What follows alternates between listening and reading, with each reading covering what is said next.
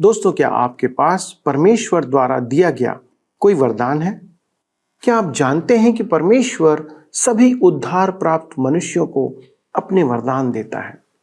और यदि नहीं जानते हैं तो मेरे साथ इस अध्ययन में शामिल हो जाइए और जानिए कि परमेश्वर ने आपको कोई ना कोई वरदान दिया है जिसे आप परमेश्वर की महिमा और दूसरों की सेवा के लिए उपयोग कर सकते हैं, और आपकी आवश्यकता है कि आप उसे करें।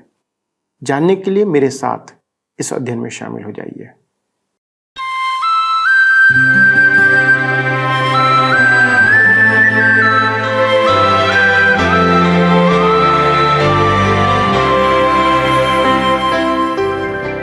प्रिय मित्रों, आप सभी को प्रेम भरा नमस्कार। मुझे पूरा विश्वास है कि आपके जीवन में परमेश्वर का वचन कार्य कर रहा है और आप वचन की सहभागिता में नित्य बढ़ते चले जा रहे हैं। आप इस समय हमारे साथ सत्यवचन बाइबल अध्ययन में जुड़े हुए हैं और मैं आप सभी का इस प्रसारण में स्वागत करता हूं। दोस्तों, आपको स्मरण होगा कि हम बाइबल के नए नियम से पतरस प्रेरित की पहली पत्री पर अध्ययन कर रहे हैं और आज हम चौथे अध्याय के 9वें पद से अपना मनन आरंभ करेंगे। मित्रों, हमने देखा था कि हमें प्रेम करने को कहा गया है और सभी मनुष्यों का न्याय होने वाला है, चाहे वे विश्वासी हों या अविश्वासी। आज हम देखेंगे कि प्रत्येक विश्वासी को परमेश्वर के द्वारा से वरदान प्राप्त है और कैसे आप उसका उपयोग कर सकते हैं। आप यह नहीं कह सकते कि परमेश्वर ने आपको वरदान नहीं दिया है। यदि आपने प्रभु यीशु को अपना उद्धारकर्ता ग्रहण किया है तो आपको परमेश्वर ने कम से कम एक वरदान तो दिया ही है। दोस्तों, आज हम दुख में आनंद कैसे कर सकते हैं, उस बात को भी आज के अध्ययन में हम जानेंगे। हमें दुख में आनंद करना सीखना होगा। एक मनुष्य के लिए यह संभव नहीं है कि वह कष्ट के समय आनंद कर सके, पर हमारे पास अर्थात एक विश्वासी के पास आनंद करने का एक महत्वपूर्ण कारण है जिसे आज हम देखेंगे। आज हम इस बात पर अपना पूर्ण विश्वास रखना सीखेंगे कि कैसे हम अपने कष्टों के समय आनंद के साथ जीवन व्यतीत कर सकते हैं। मित्रों, आज हम न्याय के बारे में भी और अधिक जानेंगे, क्योंकि न्याय को कोई टाल नहीं सकता। पर यह भी बहुत महत्वपूर्ण है कि हम यह जान लें कि यदि हम परमेश्वर के लोग हैं तो न्याय का आरंभ हम लोगों से ही होगा। उस लाइन में सबसे आगे हम विश्वासी खड़े होंगे, क्योंकि लिखा है न्याय मंदिर से आरंभ होगा, सेंचुरी से आरंभ होगा, उसके घर से आरंभ होगा। क्या हम सब इसके लिए तैयार हैं? तो दोस्तों, आइए हम अपने अध्ययन को आरंभ करते हैं और इन बातों को जानते हैं। मित्रों, आज हम अपने अध्ययन को पहला पतरस की पत्री अध्याय 4 उसके 9 पद से आरंभ करेंगे। यदि आप लुचपन में संसार का साथ नहीं देंगे तो वे आपको बुरा भला कहेंगे, परंतु वे प्रभु को लेखा देंगे। आप चिंता ना करें, सब कुछ समाप्त हो जाएगा, इसलिए संयमी होकर प्रार्थना के लिए सचेत रहो। सबसे बड़ी बात तो यह है कि एक दूसरे से प्रेम रखो, क्योंकि प्रेम अनेक पापों को ढांप देता है। आगे पतरस कहता है, पहला पतरस 4 अध्याय उसके 9 पद में, बिना कुड़कुड़ाए एक दूसरे का अतिथि सत्कार करो। मेरे विचार में घर में किसी को आमंत्रित करने से भी अधिक कुछ होता है जिसे अतिथि सत्कार कहते हैं। मेरे विचार में भ्रमणशील प्रचारक को किसी के घर में ठहरना और उनसे बातें करने में समय लगाना उचित नहीं है। उसे किसी होटल में कमरा लेना चाहिए कि उसे तैयारी और प्रार्थना करने का समय मिले। मेरे विचार में आपका अतिथि सत्कार है कि आप प्रचारक के होटल का खर्चा उठाएं। आप उसे भोजन के लिए घर भी बुला सकते हैं। बिना कुड़कुड़ाए हमारा अतिथि सत्कार जोश से भरा हो। पतरस आगे कहता है, पहला पतरस 4 के 10 में, जिसको जो वरदान मिला है वह उसे परमेश्वर के नाना प्रकार के अनुग्रह के भले भंडारियों के समान एक दूसरे की सेवा में लगाए। यहां पर कहता है जिसको जो वरदान मिला है। वरदान का अर्थ है आत्मिक वरदान। वरदान अनेक प्रकार के हैं। पहला कुरिन्थियों की पत्री 12 अध्याय में पौलुस कहता है कि देह एक है परंतु अंग अनेक हैं। कलीसिया एक देह है जिसमें अनेक सदस्य हैं और अनेक वरदान हैं। मैं नहीं जानता कि आप क्या हैं और आपका वरदान क्या है, परंतु यह जानता हूं कि यदि आप परमेश्वर की संतान हैं तो आपको वरदान प्राप्त हैं जिसका उपयोग आपको एक दूसरे की सेवा में करना है। पहला पत्रस 4 उसके 11 में आगे लिखा है, यदि कोई बोले तो ऐसा बोले मानो परमेश्वर का वचन है। यदि कोई सेवा करे तो उस शक्ति से करे जो परमेश्वर देता है, जिससे सब बातों में यीशु मसीह के द्वारा परमेश्वर की महिमा प्रकट हो। महिमा और साम्राज्य युगानुयुग उसी का है, आमीन। मेरे प्रियो, यदि कोई परमेश्वर का वचन न सुनाए तो उसे प्रचार मंच पर खड़े होने का अधिकार नहीं है। यदि हम सच्ची शिक्षा ना दें तो हम कभी ना कहें कि हम बाइबल पढ़ा रहे हैं।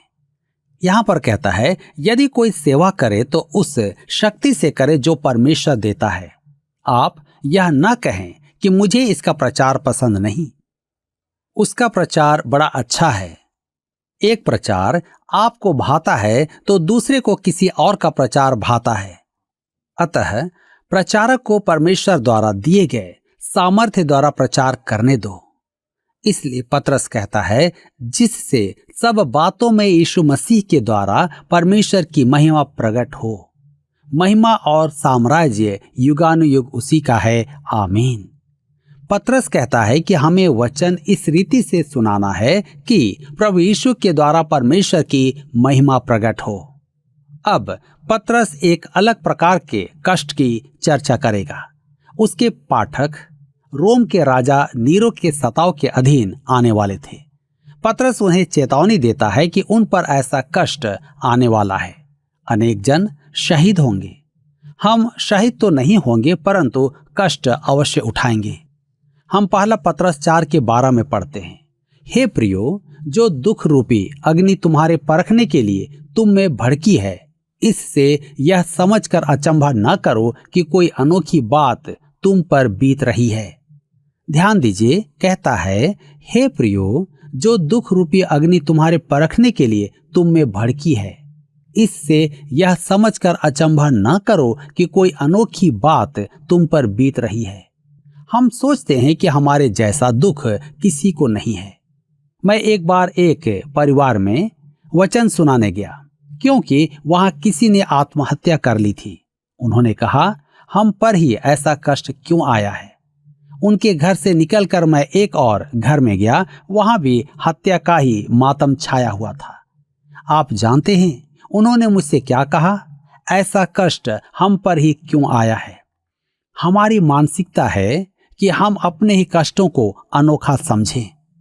मेरे मित्रों, मैं आपके कष्ट तो नहीं जानता, परंतु यह अवश्य जानता हूं कि वे ऐसे नहीं कि किसी और के ना हो। एकमात्र आप ही नहीं जिसे कष्ट है, औरों ने भी कष्ट उठाए हैं। पौलुस को प्रेरित नियुक्त करते समय प्रभु ने कहा था, प्रेरितों के काम 9 अध्याय के 16 पद में, मैं उसे बताऊंगा कि मेरे नाम के लिए उसे कैसा कैसा दुख उठाना पड़ेगा। पौलुस ने तो कष्ट वहन की सीमा पार कर दी थी। अतः आप अपने कष्टों को सबसे अधिक न समझें। मुझे जब डॉक्टर ने बताया कि मुझे एक गंभीर बीमारी है तो मुझे विश्वास नहीं हो रहा था। मैं सोचता था कि ऐसी बीमारी सिर्फ दूसरे के लिए है।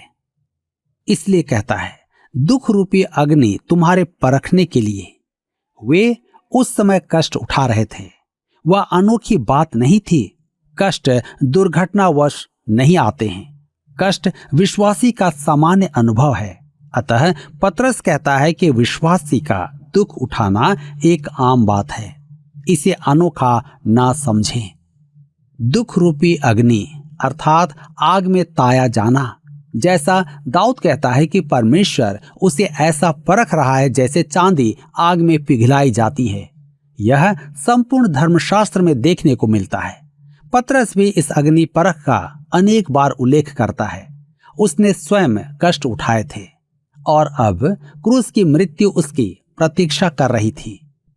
खदान और अंधकार से भट्ठी से निकलकर आता है सोने का एक एक कण। चूर चूर होकर निर्दयता से किस पर विश्वास करें?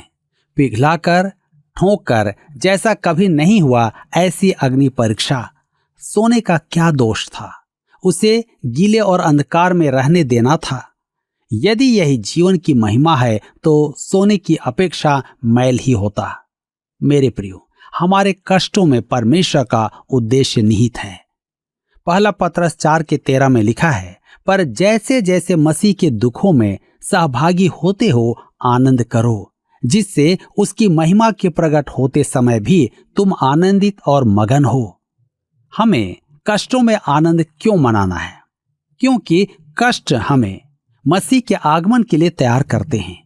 रोमियो के पत्र 8:17 में पौलुस लिखता है, यदि संतान है तो वारिस भी, वरन परमेश्वर के वारिस और मसीह के संगी वारिस हैं, कि जब हम उसके साथ दुख उठाएं कि उसके साथ महिमा भी पाएं। मेरे विचार में हमें इस सत्य का सामना करना होगा कि मसीही जीवन कोई छोटा रास्ता नहीं है। किसी ने कहा है, मसीही जीवन एक भोज है। प्रभु ने हमें उद्धार के भोजन तख्त पर बुलाया है, परंतु यह पिकनिक नहीं है। हमें उसके लिए और उसके साथ कष्ट उठाना है। एक दिन जब हम उसके समक्ष खड़े होंगे तब हम अपनी परीक्षाओं का उद्देश्य जानेंगे। मैं तो पौलुस के साथ महिमा में उसी स्तर पर बैठने से लजाऊंगा, क्योंकि उसने तो घोर यातनाएं सही हैं। आज कुछ लोग शमौन पतरस की आलोचना करते हैं, परंतु हम एक दिन उसकी ओर भी निहारेंगे।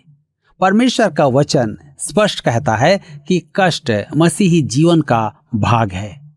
कष्ट आपका विकास करते हैं। आप मसीही विवाह और मसीही परिवार में कष्ट रहित जीवन के विषय अनेकों के विचार सुनते हैं, परंतु मैं इससे सहमत नहीं हूं। मसीही परिवार में कष्ट एवं दुख अवश्य आएंगे। मुझे स्मरण है कि हमारे पहले बच्चे की बीमारी ने हमें एक दूसरे के कैसा निकट किया था। हम अस्पताल में बैठकर रो रहे थे और प्रार्थना कर रहे थे। उस दुख ने निश्चय ही हमें कुछ किया है। पहला पत्रस 4:14 में आगे लिखा है, फिर यदि मसीह के नाम के लिए तुम्हारी निंदा की जाती है तो तुम धन्य हो, क्योंकि महिमा का आत्मा जो परमेश्वर का आत्मा है तुम पर छाया करता है। यह बड़ी विचित्र बात है। मसीह के नाम के लिए तुम्हारी निंदा की जाती है तो धन्य हो, क्योंकि महिमा का आत्मा जो परमेश्वर का आत्मा है तुम पर छाया करता है। मैं फिर कहता हूं कि कष्ट परमेश्वर की संतान होने का प्रमाण है। आपका कष्ट सहना ही सबसे बड़ा प्रमाण है कि आप परमेश्वर की संतान हैं। यदि आपकी चांदी हो रही है तो आप परमेश्वर की संतान नहीं हैं, क्योंकि परमेश्वर ऐसे काम नहीं करता है। आप किसी भी परिस्थिति में परमेश्वर का महिमान्वन कर सकते हैं। एक बार एक भीषण भूकंप में एक महिला बाहर आकर परमेश्वर का स्तुति गान कर रही थी। शेष सब या तो रो रहे थे या जीवन में पहली बार प्रार्थना कर रहे थे। किसी ने उससे पूछा कि ऐसे समय स्तुति गान का अर्थ क्या है। उसने कहा, मैं परमेश्वर का गुणगान इसलिए कर रही हूं कि मेरा परमेश्वर ऐसा सामर्थी है कि वह पृथ्वी को हिला सकता है। मैं आमीन कहता हूं। बहुत कम लोग भूकंप जैसे आपदा में परमेश्वर का गुणगान कर पाते हैं। पहला पत्रस 4:15 में आगे लिखा है, तुम में से कोई व्यक्ति हत्यारा या चोर या कुकर्मी होने या पराये काम में हाथ डालने के कारण दुख ना पाए। मेरे मित्रों, निंदा करना और किसी के बारे में झूठी बातें कहने के बाद ही पत्रस हत्या को सूची में रखता है। वह उनमें अंतर नहीं रखता है। पौलुस भी यही कहता है। पौलुस, पत्रस और याकूब सब बातों में एक मत हैं। वे एक ही सुसमाचार का प्रचार करते हैं जो एक ही जीवन उत्पन्न करता है। पत्रस कहता है कि हमें अपने ही पापों के कारण कष्ट नहीं उठाना है। मेरे मित्रों, परमेश्वर पाप और बुराई से परीक्षा नहीं लेता है। याकूब अपनी पत्री में इस बात को स्पष्ट करता है। पतरस कहता है, तुम में से कोई भी हत्यारा होने के कारण दुख ना पाए। पहला पतरस 4:16 में लिखा है, पर यदि मसीही होने के कारण दुख पाए तो लज्जित ना हो, पर इस बात के लिए परमेश्वर की महिमा करे। मेरा मन उस विश्वासी के लिए रोता है जो कारावास में है, क्योंकि वह वास्तव में कष्ट उठा रहा है और वहां प्रभु यीशु का महिमान्वन करता है, उसकी गवाही देता है, परंतु पाप के कारण दुख उठाने वाला परमेश्वर के महिमान्वन का कारण नहीं है। पहला पतरस 4:17 में हम पढ़ते हैं, क्योंकि वह समय आ पहुंचा है कि पहले परमेश्वर के लोगों का न्याय किया जाए, और जबकि न्याय का आरंभ हम ही से होगा तो उनका क्या अंत होगा जो परमेश्वर के सुसमाचार को नहीं मानते। यहां पर कहता है, वह समय आ पहुंचा है कि पहले परमेश्वर के लोगों का न्याय किया जाए।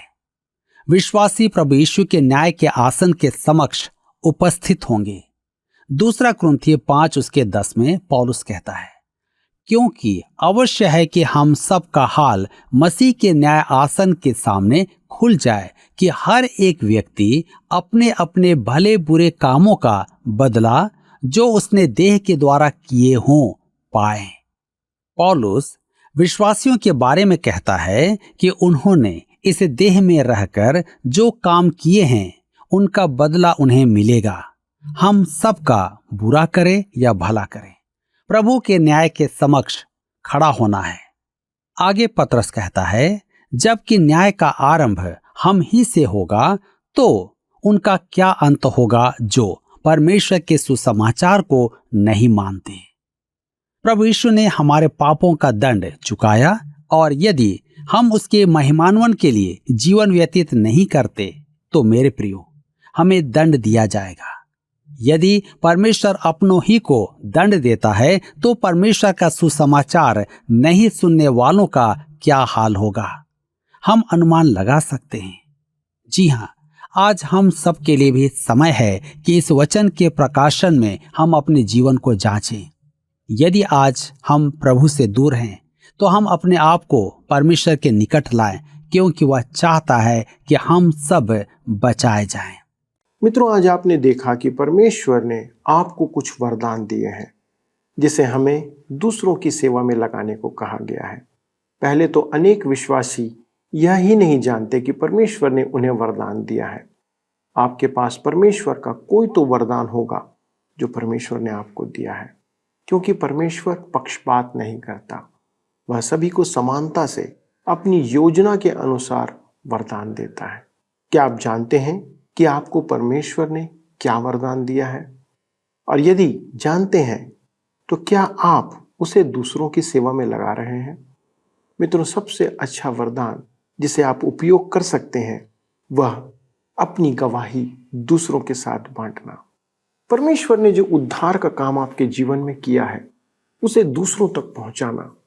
केवल परमेश्वर के वचन का काम जो आपके जीवन में हुआ है, आपकी गवाही के द्वारा कोई अन्य मनुष्य प्रभु को जान सकता है, प्रभु के पास आ सकता है। दोस्तों, इस कार्य में आप पर दुख आएंगे, तकलीफ आएंगी, पर वचन कहता है कि हमें इसमें आनंद करना है। एक बात आप सदा याद रखें कि परमेश्वर के कार्य के लिए कष्ट उठाना, दुख उठाना हमारे लिए सौभाग्य है। यह अच्छा अवसर है जो हमें जीवन में दिया जाता है, क्योंकि यह अवसर सभी को प्राप्त नहीं होता। परमेश्वर के जितने दास हुए उन सभी ने दुख उठाया था। अनेकों ने अपने प्राण वचन के लिए दे दिए, पर उनके लिए परमेश्वर के राज्य में एक बड़ा प्रतिफल है। दोस्तों, हमारा जीवन केवल कुछ समय का है, 60, 70, 80, 90 वर्ष, पर परमेश्वर के राज्य में अनंत काल का समय है जिसमें हम परमेश्वर के साथ आनंद से जीवन व्यतीत करेंगे। क्या यह आशा आपको वचन की सेवा करने के लिए प्रोत्साहित नहीं करती है? क्या आपको ये बात उत्साहित नहीं करती कि आप परमेश्वर की सेवा करें? तो आइए हम अपने कार्य में जुट जाएं और जो वरदान आपको मिला है, हमें मिला है, उसे परमेश्वर की सेवा के लिए दूसरों के लिए लगा दें। आइए हम प्रार्थना करें। हमारे स्वर्गीय पिता, हम धन्यवाद देते हैं कि प्रभु आपने हमसे प्रेम किया और जब हम आपके निकटता में लाए गए, हमारा उद्धार आपने किया, पापों को क्षमा किया। आपने हमें कुछ वरदान दिए हैं जिसके द्वारा आप चाहते हैं कि हम आपकी सेवा में आगे बढ़ते जाएं, दूसरों के लिए लाभ का कारण हो। प्रभु अनुग्रह करना कि हमारे सारे दर्शक प्रभु उन वरदानों को पहले तो जाने जो आपने उन्हें दिया है और फिर उन वरदानों को आपकी सेवा के लिए, आपकी महिमा के लिए, दूसरों की उन्नति के लिए उपयोग करें। पिता परमेश्वर, हमारी यही प्रार्थना है कि आप हमारे सब भाइयों को, बहनों को, जवानों को अपने वरदानों के प्रति याद करने के लिए, समझने के लिए आप सहायता करें और उसका उपयोग करने के लिए प्रभु आप उन्हें प्रेरित करें। पिता, हम सारी बातों में आप ही को धन्यवाद देते हैं, अपने जीवन के लिए धन्यवाद देते हैं और इस विनती को प्रभु यीशु क्रिस्त के नाम से मांगते हैं, आमीन। प्रिय दोस्तों, क्या आपने जाना कि आपके पास कुछ वरदान हैं जो परमेश्वर ने दिया है? और यदि आप जान गए हैं तो आप उसे कैसे उपयोग करेंगे? दोस्तों, आपकी गवाही लोगों तक बांटने का बहुत अच्छा अवसर है। हम उम्मीद करते हैं कि आप अपनी एक छोटी सी गवाही हमारे साथ साझा करेंगे। इन कार्यक्रमों के द्वारा यदि आपने कुछ गवाही पाई है या आपके जीवन में कुछ कार्य हुआ है तो कृपया लिखकर हमें बताएं ताकि हम जान सकें कि परमेश्वर आपके जीवन में कैसे कार्य कर रहा है। अगले प्रसारण तक परमेश्वर के अनुग्रह में बने रहें और उसकी आशीषों को प्राप्त करते रहें। प्रभु आपको आशीष दे। प्रिय दर्शकों, हमारी ओर से आपके लिए उपहार स्वरूप एक मुफ्त कैलेंडर आपके घर के पते पर भेजे जाने के लिए तैयार है। अपना मुफ्त कैलेंडर प्राप्त करने के लिए कृपया अपना नाम, मोबाइल नंबर और पिन कोड सहित पूरा पता 9651433397 मोबाइल नंबर पर SMS या WhatsApp करें। आइए अब हम प्रश्न को देखें। पिछले प्रश्न का उत्तर है बी, 400 वर्ष। मलाकी की पुस्तक के बाद 400 वर्षों तक परमेश्वर का वचन मनुष्यों को प्राप्त नहीं हुआ। आज के अध्ययन पर आधारित प्रश्न है, कष्टों में आनंद करने का कारण है कि कष्ट हमें खाली स्थान के लिए तैयार करते हैं। ए, मसीह के आगमन, बी, शारीरिक मजबूती, सी, दूसरों की दया, डी, धार्मिक अनुष्ठान। मित्रों, इस प्रश्न का उत्तर हमें कल सुबह 6 बजे से पहले विकल्प A, B, C या D के साथ अपना नाम, पता, स्थान के साथ 9651433397 पर SMS या WhatsApp करें। क्या आपको यह कार्यक्रम पसंद आया? अभी हमें एक मिस कॉल करें और आप अगले विजेता हो सकते हैं।